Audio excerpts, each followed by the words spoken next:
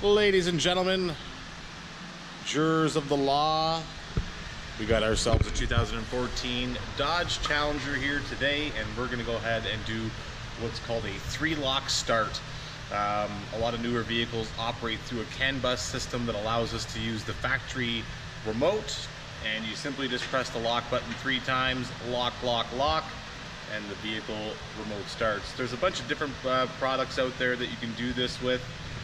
One of them that we'll be using today is Fortin, and they're a Canadian company, believe it or not, straight out of Quebec, Montreal. And what we'll be doing is going on their website here, and just fortin.ca. So if you're interested in seeing if your vehicle can be done or not, you just go there. We're going to type in the year, make, and model. It is a 2014 with the push to start. So we go ahead and find out which harness it is. And we're looking for an Evo CHRT4.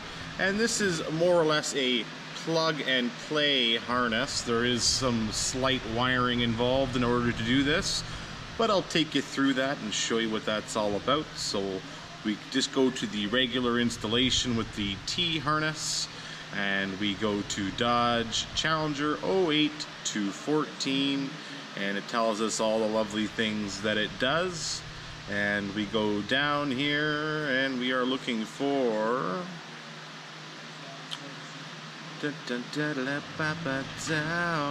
yeah, we are looking for standalone, which is right, direct wiring. You know what, I may have pressed the wrong thing here. I need to go standalone harness. There we are. Oh yeah, click back on. Oh, I missed it there. Okay, holy moly. There we are, we're back. Alright, so 3-lock start tells us what our wiring is, all that fun jazzaroo. And wiring connections are there, tells us our programming procedure. T-harness here, we'll plug into the push to start button and the ignition barrel.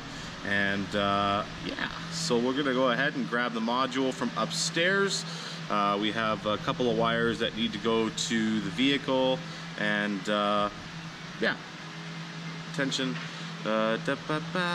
attention must be connected. Yeah, okay, cool.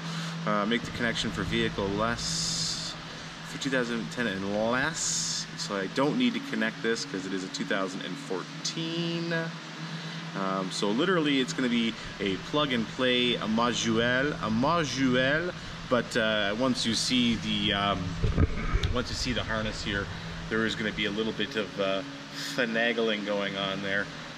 There's a parking light wire that needs to get connected to the vehicle, and it looks like there's one yellow wire. But of course I need to make it look pretty, so I'll go ahead and grab that harness and show you what's up, boys and gals.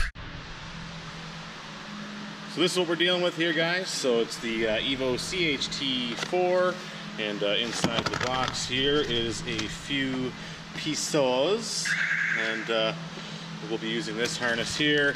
This is that plug and play harness that's there, and we'll go ahead and take this apart here. So as you can see, there's a bunch of wires here. This yellow wire is going to be used. There is a brown and white wire off this 20-pin harness that's going to be used here, as well as a yellow wire that goes to the other yellow wire. And yeah, so I'm going to go ahead and tidy this up.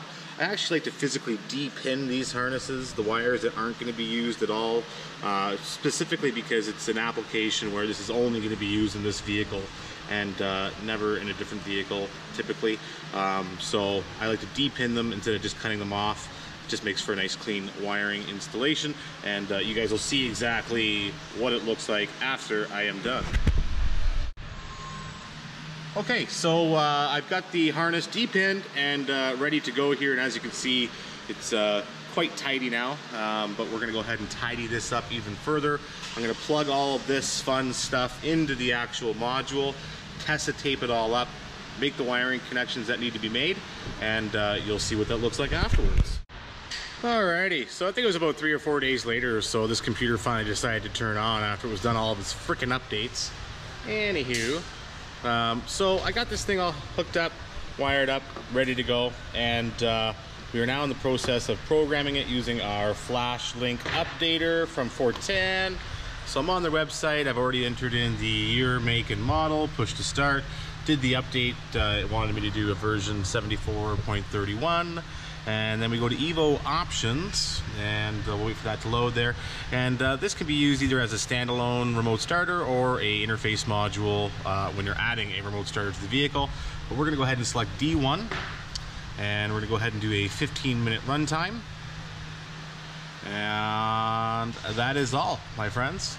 So we'll go ahead and save these options. Make sure that they saved. Waiting for device. It says that it was disconnected.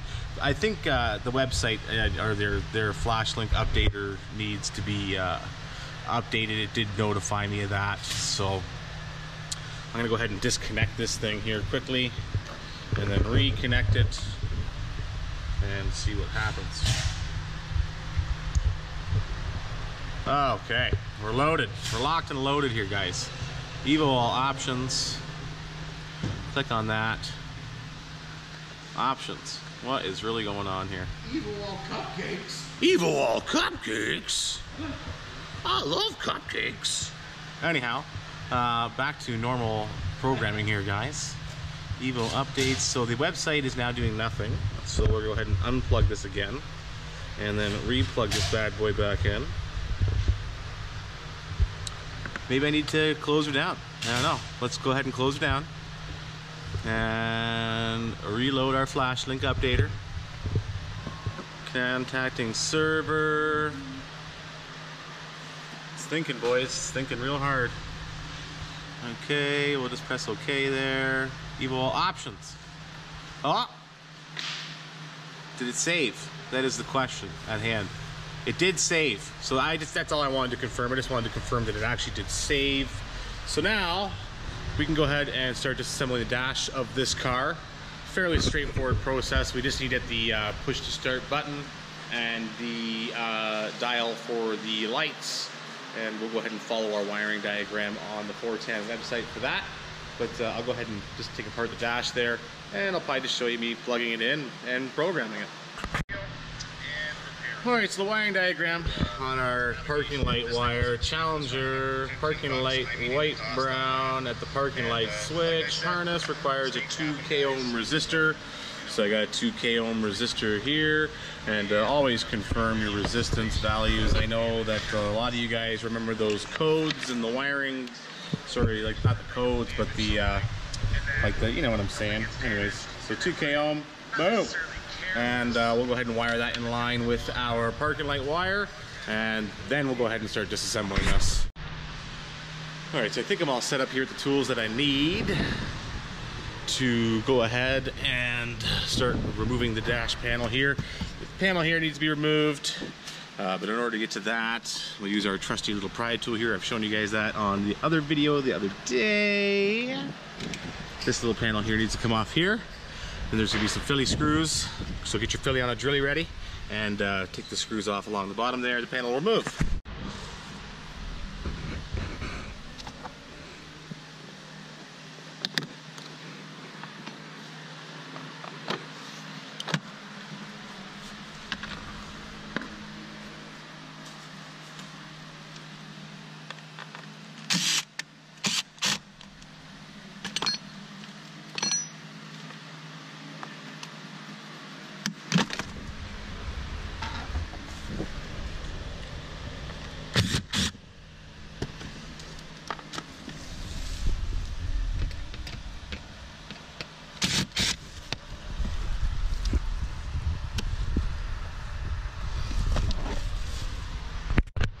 So I have to get all those panels removed, just set them to the side here ever so nicely. And this panel down here also has to come off, set of 4 10 millis.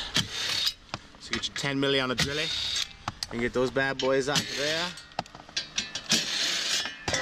Boom. Alright, so once you get that panel off that's below there, we're working on this harness here. So we need to tee in to that harness there and then plug this bad boy way up underneath us. Let's see, guys. Let's see if we can do this for you. See that empty slot up there? Maybe? Maybe you see it? I don't know, probably not, but it's gotta go way the hell up there, and that is no fun. Okay, so just keep in mind here, we also have to remove the radio in order to reach our hand back in there to get the connector back into the ignition barrel. Man, my hand is just swollen trying to get it back in that freaking connector. Not fun. Anyhow, reassembly time. So we're all assembled to the point that we can go ahead and start programming this bad boy up. So we'll go ahead and follow the instructions here. Excuse the beeping in the background. Programming. So we're gonna go ahead and press and hold the connector button, plug in the power, plug in everything else, turn the ignition to the on position, turn our key to the off position, and then press the unlock button or the lock button on the factory fob. Hopefully you guys can see this. So we're gonna press and hold the button, plug in our power connection, wait for it to go solid blue, release the button, turn the ignition to the on position, then back off. It'll flash blue, and then we go ahead and press the lock button, and programming is complete. So then now we can just press the lock button 3 times. The ignition will turn on, the module will think, and the vehicle will start. And that's all there is to that. Alright, so now that we've got our programming procedure all completed here, we can go ahead and tie up our module nicely behind the dash here.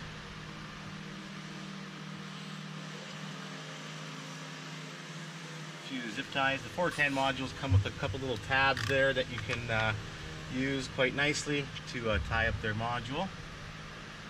One zip tie there, and we'll just probably apply one more right down here.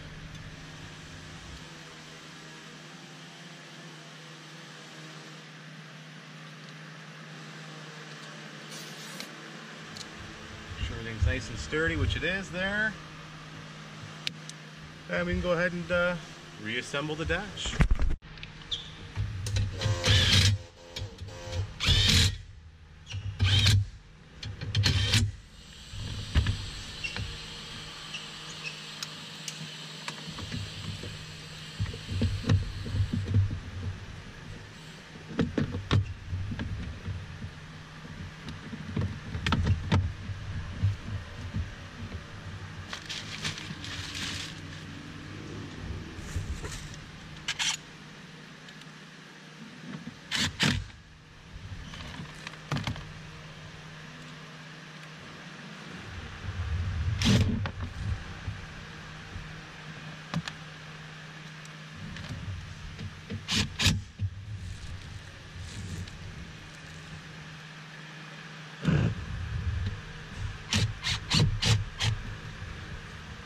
Alright guys, and that concludes our dash reassembly.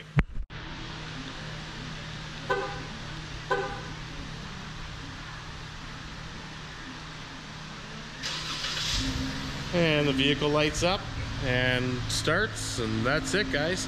So 3-lock start, and it'll run for 15 minutes. And it's probably the most cost-effective and best way of getting a remote start on your vehicle, any Chrysler product for that matter, or GM.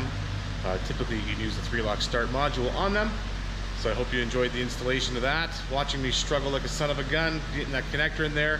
Damien ended up helping me out, being a boss and getting the radio out. And anyhow, that's how she goes. And yeah, hope you guys enjoyed watching that video. Catch you on the next one. CarPhonix signing out. And remember guys, crimping ain't easy.